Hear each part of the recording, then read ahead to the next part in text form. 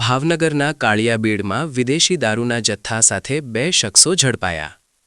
ભાવનગરના કાળિયાબીડ વિસ્તારમાં લખુબા હોલ પાસે નીલમબાગ પોલીસ દ્વારા પેટ્રોલિંગ દરમિયાન એક મોટરસાઇકલ પર શંકાસ્પદ હાલતમાં જઈ રહેલા 2 શખ્સો ધાર્મિક હર્ષદભાઈ સરવૈયા અને વિશાલ વિક્રમભાઈ બારૈયાને અટકાવી તલાશી લેતા તેમની પાસેથી ભારતીય બનાવટની ઇંગ્લિશ દારૂની 12 સીલપેક બોટલો જેની કિંમત ₹15,600 મળી આવી હતી।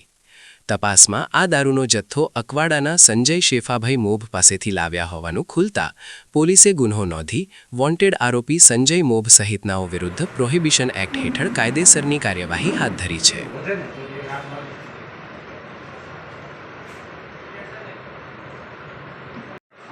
लाल सर